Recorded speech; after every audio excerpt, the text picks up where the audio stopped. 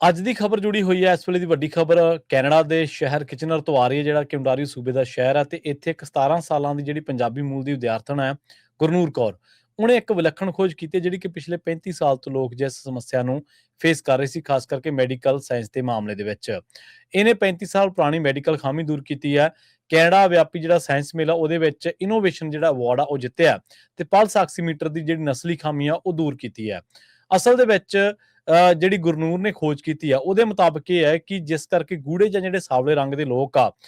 ਚਮੜੀ ਵਾਲੇ, ਉਹਨਾਂ ਦੀ ਜਿਹੜੀ ਖੂਨ ਦੇ ਵਿੱਚ ਆਕਸੀਜਨ ਦੇ ਪੱਧਰ ਦਾ ਮਾਪ ਸਹੀ ਨਹੀਂ ਸੀ ਆਉਂਦਾ। ਵਿਗਿਆਨੀਆਂ ਤੇ ਜਿਹੜੇ ਇਸ ਮੇਲੇ ਦੇ ਜੱਜ ਸੀਗੇ ਉਹਨਾਂ ਦੇ ਮੁਤਾਬਕ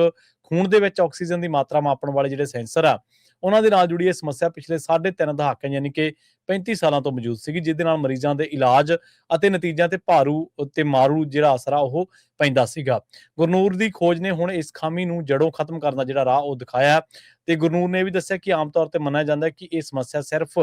ਗੂੜੇ ਰੰਗ ਦੇ ਲੋਕਾਂ ਦੇ ਡਾਟਾ ਦੀ ਘਾਟ ਕਰਕੇ ਪੈਦਾ ਹੁੰਦੀ ਹੈ, ਪਰ ਖੋਜ ਦੇ ਦੌਰਾਨ ਉਸਨੇ ਪਾਇਆ ਕਿ ਜਿਹੜਾ ਮੌਜੂਦਾ ਕਾਰਡੀਅਕ ਮਾਡਲ ਆ ਉਹਦੇ ਵਿੱਚ ਇੱਕ ਗਣਿਤਕ ਖਾਮੀ ਜਿਹੜੀ ਮੌਜੂਦ ਹੈ, ਜਿਸ ਦੇ ਨਾਲ ਇਸ ਵਿੱਚ ਗਲਤੀ ਦਾ ਇੱਕ ਵੱਡਾ ਕਾਰਨ ਉਹ ਬਣ ਜਾਂਦੀ ਹੈ ਤੇ ਲੋਕਾਂ ਨੂੰ ਸਹੀ ਨਤੀਜੇ ਨਹੀਂ ਮਿਲਦੇ ਤੇ ਉਹਨਾਂ ਦਾ ਜਿਹੜਾ ਟ੍ਰੀਟਮੈਂਟ ਹੈ ਉਹ ਵੀ ਬਿਹਤਰ ਤਰੀਕੇ ਦੇ ਨਾਲ ਨਹੀਂ ਹੁੰਦਾ। ਅਸਲ ਦੇ ਵਿੱਚ ਆਪਣੇ ਆਲੇ ਦੁਆਲੇ ਬਹੁਤ ਸਾਰੇ ਲੋਕ ਅਜਿਹੇ ਨੇ ਜਿਨ੍ਹਾਂ ਨੇ ਸ਼ਾਨਾ ਮੱਤੀਆਂ ਪ੍ਰਾਪਤੀਆਂ ਹਾਸਲ ਕੀਤੀਆਂ ਹੁੰਦੀਆਂ ਨੇ ਤੇ ਗੁਰਨੂਰ ਉਹਨਾਂ ਦੇ ਵਿੱਚੋਂ ਇੱਕ ਹੈ। ਆਓ ਸਾਰੇ ਜਾਣੇ ਰਲ ਕੇ ਇਸ ਧੀ ਦੇ ਵਿਲੱਖਣ ਕਾਰਜ ਨੂੰ ਆਪਾਂ ਹੋਰ ਲੋਕਾਂ ਤੱਕ ਪਹੁੰਚਾਉਣ ਦੇ ਲਈ ਇਸ ਸਟੋਰੀ ਨੂੰ ਵੱਧ ਤੋਂ ਵੱਧ ਸ਼ੇਅਰ ਕਰਕੇ